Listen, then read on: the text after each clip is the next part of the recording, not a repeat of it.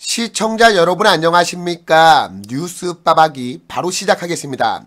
검찰이 불법 대선자금 사건 수사에 자신감을 드러내고 있습니다. 현재 구속이 된 이재명이의 최측근 김용희가 입을 다물고 있는 것으로 알려졌는데, 검찰은 불법 대선자금 물증을 이미 확보했으며 재판에서 공개하겠다는 입장인 것으로 전해지고 있습니다. 그러니까 김용희는 현재 대장동 일당에게 받은 불법 대선자금 8억 4,700만 원을 수수한 혐의에 대해서 묵비권을 행사하고 있는데, 검찰은 돈가방 등 핵심 증거물을 제시하지 않으며 두뇌 싸움을 벌이고 있다는 겁니다. 대신 검찰은 김용희를 상대로 이재명이가 성남시장 재직 시절 성남도시개발공사를 설립해 대장동 개발을 추진하고 김만배 등을 사업자로 선정하게 된 경위 등을 집중적으로 캐묻고 있다고 합니다.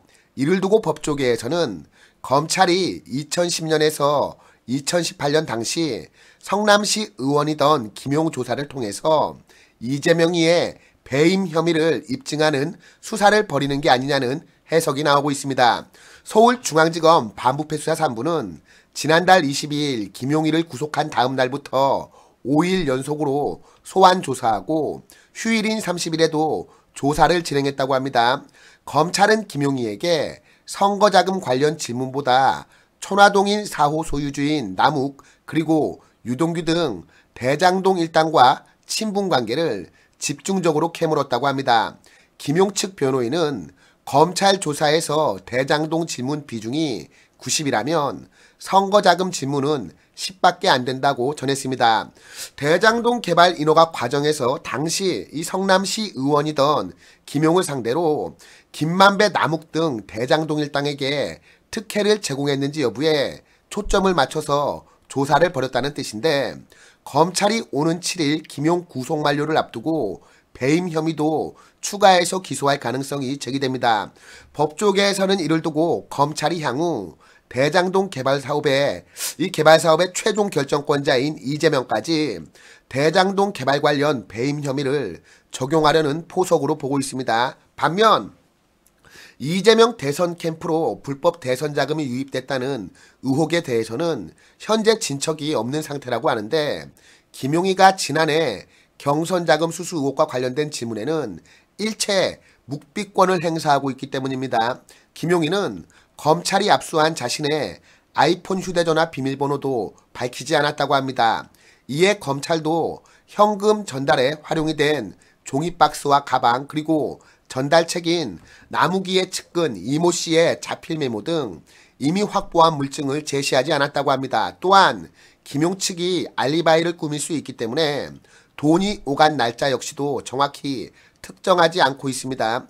검찰 관계자는 필요한 인적 물적 증거는 확보됐다. 향후 공판 과정에서 밝힐 것이라고 자신감을 보였습니다. 또한 검찰은 이재명의 역대 선거 득표율을 되짚으면서 시기마다 대장동 일당과 이해관계에 주목하고 있다고 합니다. 이재명이는 2006년 성남시장 선거 낙선, 2008년 성남 분당갑 국회의원 낙선 이후 2010년 처음 성남시장에 당선됐습니다. 당시 이재명이는 민주당이 약세였던 분당구에서 44.63%를 득표했는데, 김용과 유동규가 각각 리모델링 추진위원장으로 있던 야탑 3동과 정자 2동에서 승리했고, 이게 당선의 발판이 됐습니다. 2014년 이재명이가 성남시장 재선에 성공한 전후 대장동 일당이 이재명의 최측근 정진상이에게 돈을 건넸다는 의혹도 조사 대상입니다. 법조계에서는 정치자금법 위반죄 공소시효가 7년이라 2015년 이전 상황은 수사 성과가 없을 거라는 지적도 나옵니다. 하지만 검찰은 김용희가 2014년 지방선거 때 수수한 정치자금의 경우 여러 개의 범죄 행위를 한 번에 묶는 포괄일죄로 구성하는 방안을 고심 중이라고 합니다. 포괄일죄가 되면 공소시효는 마지막으로 돈이 오고 간 시점인 작년 4월에서 8월부터 적용이 되니까 처벌이 가능합니다. 한편 김용의 변호인인 현근택 변호사는 어제인 31일 입장문을 통해서 유동규에게 돈을 받은 적이 전혀 없으므로 돌려준 적도 있을 수 없다고 주장했습니다. 현근택 변호사는 입장문을 통해서 김용이 대장동 보도가 나오자 유동규에게 1억을 돌려주었다는 언론 보도와 관련해 기자분들의 문의가 많아서 답변드린다며 해당 의혹은 사실이 아니라고 주장했습니다.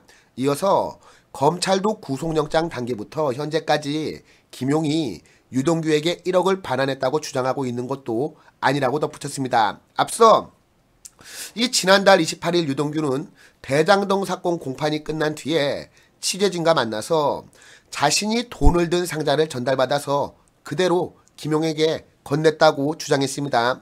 유동규는 예를 들어 어떤 봉투에 1천만 원이 들어간다고 하면 사이즈와 모든 것이 다 검증돼야 하지 않냐. 1억 원을 전달했다고 했는데 만약 1억 원이 봉투나 상자에 안 들어가면 잘못된 진술이니 그런 걸 다 검증하는 게 아닐까라고 말한 바 있습니다.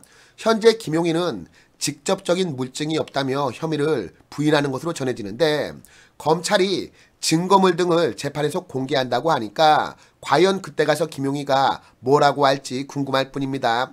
이런 가운데 대장동 일당 나무기의 폭로로 인해 천화동인 1호의 실소유주 논란도 다시 불이 붙었습니다.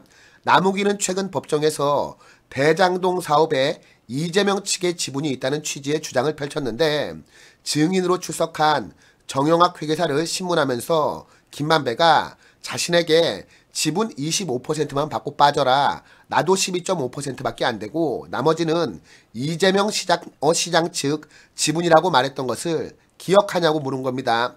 이날 재판에서 나무기는 이재명 시장 측이 누구인지 구체적으로 말하진 않았지만 정영학을 상대로 천화동인 2호에서 7호까지 그리고 화천대유와 달리 천화동인 1호만 소유자와 지분 비율이 적혀있지 않은 이유를 집중적으로 추궁했습니다.